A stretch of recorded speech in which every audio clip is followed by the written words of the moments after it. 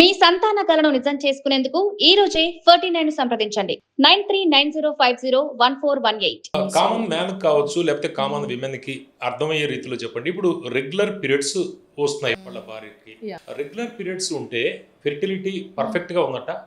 So regular periods ఉంది కదా అని ఖచ్చితంగా ప్రెగ్నెన్సీ వస్తుంది అని లేదండి. ఎందుకంటే రెగ్యులర్ పీరియడ్స్ వస్తున్నాయంటే ఓకే ఓవులేషన్ జరుగుతుండొచ్చు అని మనం అనుకుంటాము. బట్ అదేంటంటే మనం ఓవులేషన్ అనేది అంటే ఎగ్ రప్చర్ అవ్వడం అనేది మనకి స్కాన్లో మానిటర్ చేయడం వల్ల కానీ లేదంటే ఎల్హెచ్ కిట్స్ అని ఉంటాయి. సో దీని ద్వారా డిటెక్ట్ చేయడం వల్ల కానీ మనం కన్ఫర్మ్గా ఓవులేషన్ అవుతుంది అని చెప్పలేము.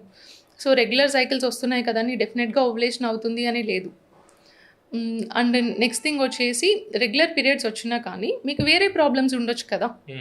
సో మేల్స్లో స్పర్మ్ కౌంట్ ఏదైనా తక్కువ ఉండొచ్చు, లేదంటే జీరో స్పర్మ్స్ కూడా ఉండొచ్చు, మొటిలిటీ ఇష్యూస్ ఉండొచ్చు, మార్ఫాలజీ ఇష్యూస్ ఉండొచ్చు మేల్స్కి. సో మేల్స్కి వచ్చేసి ఆ ప్రాబ్లమ్స్ ఉండొచ్చు. అండ్ ఫీమేల్స్కి కూడా సో నాట్ ఓన్లీ ఓవులేషన్ జరుగుతున్నా కూడా ట్యూబ్స్ అనేది మనకి చాలా ఇంపార్టెంట్ అనమాట. సో మనకి ఆడవాళ్ళకి ఏంటంటే యూటరస్ పక్కన 2 ఫెలోపియన్ ట్యూబ్స్ అనేవి ఉంటాయి.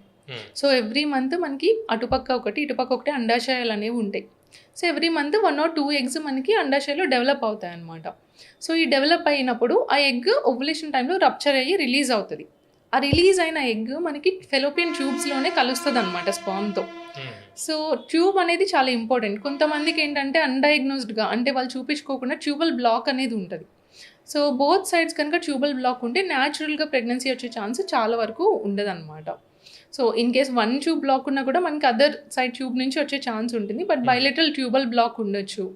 లేదంటే గర్భసంచిలో ప్రాబ్లమ్స్, కొంతమందికి ఏంటంటే ఫైబ్రాయిడ్స్ అంటే గర్భసంచిలో గెడ్డలు ఉండడం కానీ, కొంతమందికి ఎండోమెట్రియోసిస్ అని ప్రాబ్లమ్స్.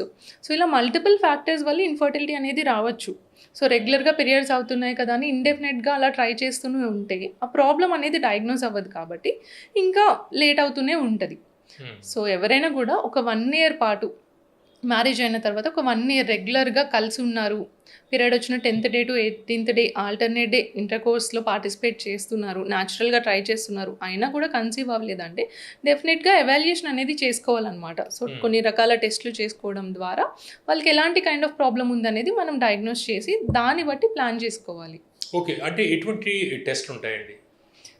సో మోస్ట్ కామన్ మన దగ్గరికి ఒక పేషెంట్ ఫస్ట్ వచ్చినప్పుడు మనం వాళ్ళ టోటల్ హిస్టరీ అనేది తీసుకుంటాం అనమాట.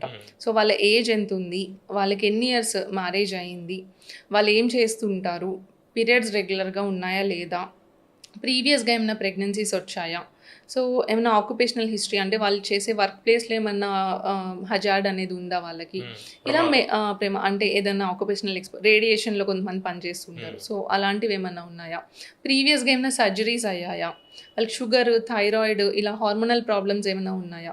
సో ఇలాంటి డీటెయిల్ హిస్టరీ అనేది మనం తీసుకుంటాం అనమాట. అండ్ మోస్ట్ కామన్గా మనం చేసే టెస్ట్ వచ్చేసి ఫీమేల్స్కి ఒక బేసిక్ స్కాన్, అల్ట్రాసౌండ్ స్కాన్ అనేది చేస్తాము.